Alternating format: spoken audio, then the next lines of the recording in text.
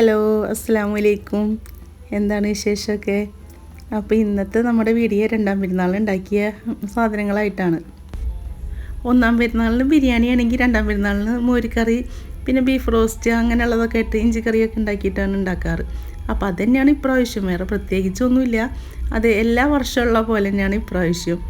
അപ്പോൾ അതിൻ്റെ ഒരു വീഡിയോ എടുത്തിട്ടുണ്ടായിരുന്നു. അപ്പോൾ അത് ഇടാമെന്ന് വിചാരിച്ചിട്ടാണ് ഇന്നത്തെ. അത് എത്ര ബിരിയാണി, നെയ്ച്ചോറ് അല്ലെങ്കിൽ മന്തി അങ്ങനെ എന്ത് കഴിച്ചാലും ഈ നാടൻ ചോറ് കഴിക്കണതിൻ്റെ ഒരു ഇതൊന്നും കിട്ടില്ല. അപ്പോൾ രണ്ടാം പെരുന്നാളിന് ഇലയിൽ ചോറൊക്കെ കഴിക്കാമല്ലോ വിചാരിച്ചിട്ട് അങ്ങനെയാണ് ഉണ്ടാക്കിയത്. പ്രത്യേകിച്ച് ഉണ്ടാക്കണതിൻ്റെ വലിയതായിട്ട് വീഡിയോ ഒന്നും എടുത്തിട്ടില്ല, ഇവിടുന്നൊക്കെ ആയിട്ട് കുറച്ച് എടുത്തിട്ടുള്ളൂ. അപ്പോൾ അതാണ് ഇപ്പോൾ ഇടാൻ പോണത്. അപ്പോൾ വീഡിയോ കാണുന്നവരെല്ലാവരും സ്കിപ്പ് ചെയ്യാതെ ഫുള്ളായിട്ട് വീഡിയോ കാണുക. പിന്നെ ആദ്യമായിട്ട് വീഡിയോ കാണുന്നവരാണെങ്കിൽ ഇഷ്ടപ്പെട്ടെങ്കിൽ ഒന്ന് സബ്സ്ക്രൈബ് ചെയ്യുക, ലൈക്ക് അടിക്കുക, പിന്നെ കമൻറ്റ് ചെയ്യുക. അപ്പോൾ ഇഷ്ടപ്പെട്ടെങ്കിൽ ഒന്ന് ഷെയർ ചെയ്യുക കേട്ടോ. എൻ്റെ ചെറുപ്പത്തിലൊക്കെ 7 ദിവസം പെരുന്നാൾ കൊണ്ടുമ്പോൾ 7 ദിവസം ഉണ്ടാവും. ഒന്നാം പെരുന്നാൾ ഉപ്പാടെ വീട്ടിലാണെങ്കിൽ രണ്ടാം പെരുന്നാളും ഉമ്മാടെ വീട്ടിലേക്ക് പോകില്ല. ആ സമയത്തൊക്കെ വെക്കേഷനാണ് ഉണ്ടാവാറ്. അപ്പോൾ അവിടെ ഉമ്മാടെ വീട്ടിൽ പോയിട്ട് വരുമ്പോഴൊക്കെ അതുവരെ പെരുന്നാൾ തന്നെയാണ്.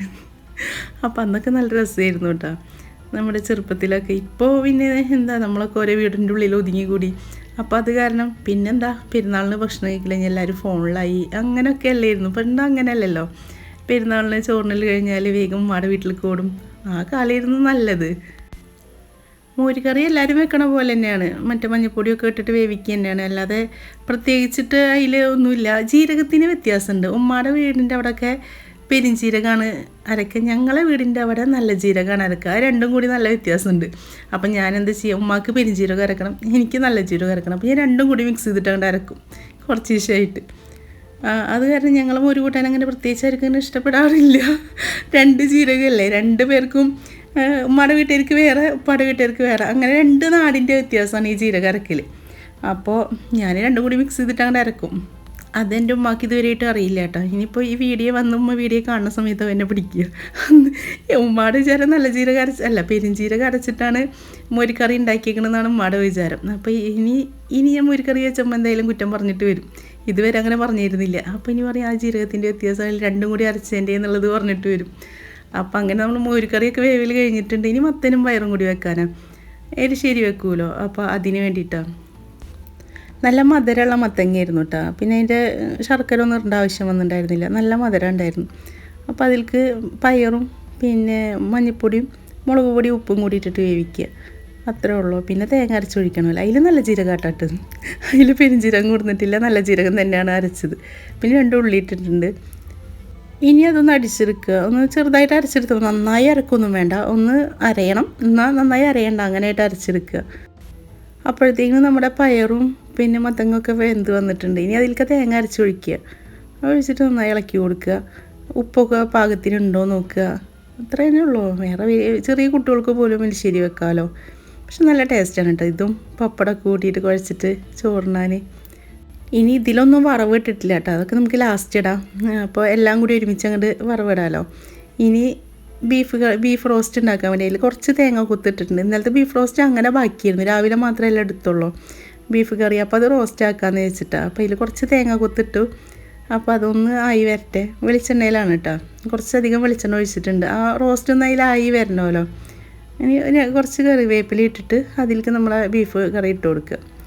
പിന്നെ അതവിടെ കിടന്നിട്ട് വറ്റി വന്നോളും, പിന്നെ അങ്ങനെ റോസ്റ്റായി വന്നോളും. പിന്നെ വലിയ പെരുന്നാളായതുകൊണ്ട് എന്തായാലും പള്ളിക്ക് നിന്നൊക്കെ ഇറച്ചി കിട്ടുമല്ലോ. പിന്നെ വേർത്തിട്ടുണ്ടെങ്കിൽ എവിടുന്നെങ്കിലുമൊക്കെ ബീഫായിട്ട് നമ്മളെ വീട്ടിലേക്കൊക്കെ കൊടുന്ന് തരും.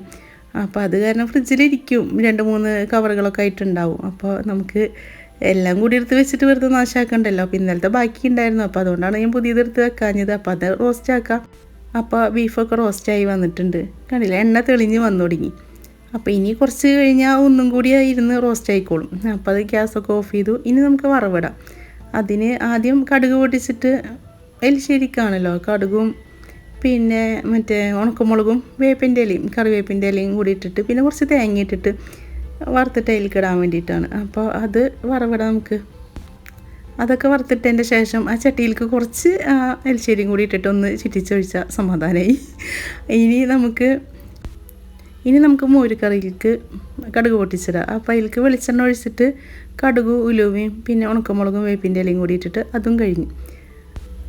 പിന്നെ പയറുപ്പേരി ഇല്ലാതെ എന്ത് പെരുന്നാളില്ലേ, നമ്മൾ തൃശ്ശൂർക്കാർക്ക് പയറുപ്പേരി നിർബന്ധമല്ലേ. അപ്പോൾ പയറുപ്പേരിക്കുള്ളത് ഉള്ളിമുളകൊക്കെ കുത്തിയിട്ട് അതും, അപ്പോൾ അത് തൂമിച്ചതിന് ശേഷം അതിലേക്ക് പയറിട്ട് കൊടുക്കുക. അത്രേ ഉള്ളൂ പയറുപ്പേരി. ഞങ്ങൾക്ക് എല്ലാം ഉപ്പേരിയാണല്ലോ, തോരനും ഒക്കെ ഞങ്ങൾക്ക് ഉപ്പേരിയാണ്. അങ്ങനെ പയറുപ്പേരും റെഡിയായി. ഇനി നമുക്ക് പായസം വെക്കാം. പായസം ഞാൻ പരിപ്പ് പായസം വെക്കുന്നത് ഒന്നാം പെരുന്നാളിലന്ന് പുഡിങ് അല്ലായിരുന്നു, പായസം ഉണ്ടാക്കിയില്ലല്ലോ. അപ്പോൾ കുറച്ച് പായസം വെക്കാമെന്ന്, കുറച്ച് അത് അടുത്ത വീട്ടിലേക്കൊക്കെ കൊടുക്കാണ്ടിട്ട്, അപ്പോൾ കുറച്ചധികം പായസം വെക്കും. അപ്പോൾ അതിന് ചെറുപ്പയറില്ലേ, പായസപ്പരിപ്പ്, അതാണ് എടുത്തേക്കുന്നത്. അപ്പോൾ അത് വറക്കാൻ വേണ്ടിയിട്ടേക്കാണ്. അന്നൊക്കെ തറവാട്ടിൽ മൂത്തുമ്മ, കുഞ്ഞുമാർ, അങ്ങനെ ഞങ്ങളെല്ലാവരും, ഉമ്മ, അങ്ങനെ ഞങ്ങളെല്ലാവരും മക്കളൊക്കെ ആയിട്ട് അവിടെ ഉണ്ടാവും. പിന്നെ ഉച്ചതിരിഞ്ഞിട്ടാണ് അമ്മായികളൊക്കെ വരിക. അന്നൊക്കെ അമ്മായിമാർ വരും, താത്താരൊക്കെ നിറച്ചും കുപ്പിവള കൊണ്ടുവരും.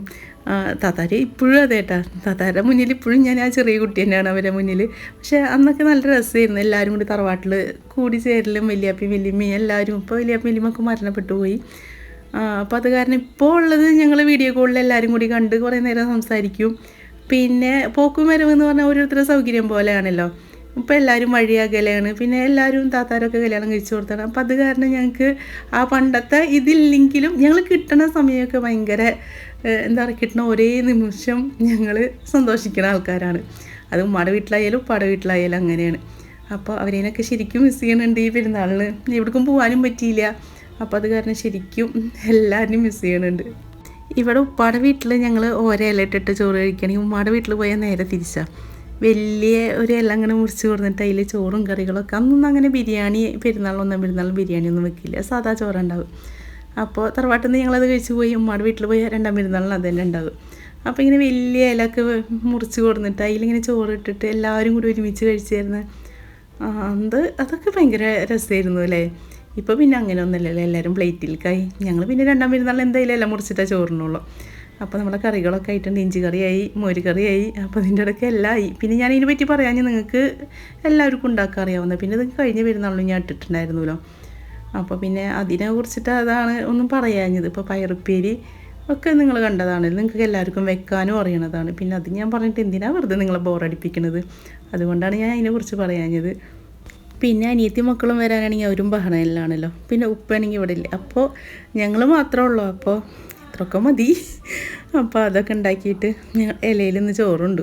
രണ്ടാം പെരുന്നാൾ അങ്ങനെ ഒന്നാം പെരുന്നാളിനെയും കാട്ടിയും ഭക്ഷണം കഴിച്ചിട്ട് തൃപ്തിയാവും രണ്ടാം പെരുന്നാളിനാട്ടോ. ഈ ചോറും മോര് കറിയും ബീഫ് കറി എല്ലാം കൂട്ടിയിട്ട് കഴിക്കുമ്പോൾ അപ്പോൾ അതൊരു വല്ലാത്തൊരു ടേസ്റ്റ് തന്നെയാണ് അതിന്. പിന്നെ ഒന്നാം പെരുന്നാളിൽ ബിരിയാണി എന്ന് പറഞ്ഞാൽ കുട്ടികളൊക്കെ വരുന്നതാണല്ലോ. അപ്പോൾ ആ കുട്ടികൾക്ക് ഇപ്പോൾ നാടൻ ചോറൊന്നും ഇഷ്ടമായില്ലെങ്കിലോ വിചാരിച്ചിട്ടാണ് ഒന്നാം പെരുന്നാളിൽ ബിരിയാണി പിന്നെ സ്ഥിരമാക്കി. അങ്ങനെ ബീഫ് റോസ്റ്റും മോര് കറിയും മത്തങ്ങയും പയർ എലിശ്ശേരിയും പിന്നെ മാങ്ങാച്ചാറ്, പയറുപ്പേരി, ഇഞ്ചിക്കറി, പപ്പടം, അങ്ങനെ ചോറിനെല്ലൊക്കെ കഴിഞ്ഞ് നമുക്കൊരു ഗ്ലാസ് പായസം പപ്പടം കൂട്ടിയിട്ട് കുടിക്കുക. അപ്പോൾ പിന്നെ അങ്ങനെ പായസം കൂടി കുടിച്ചാലാണല്ലോ നമുക്ക് ചോറ് തിന്നതിൻ്റെ ഒരു തൃപ്തിയാവുക, ഒരു മധുരം കൂടി കഴിക്കണമല്ലോ. അപ്പോൾ അങ്ങനെ പായസം കുടിച്ചു. അപ്പോൾ എന്നെ സബ്സ്ക്രൈബ് ചെയ്യാത്തവരൊക്കെ വേഗം പോയിട്ട് സബ്സ്ക്രൈബ് ചെയ്തോളൂ. പിന്നെ ഇൻഷാ അല്ലാഹ് ഇനി അടുത്തൊരു വീഡിയോ ആയിട്ട് വരാം.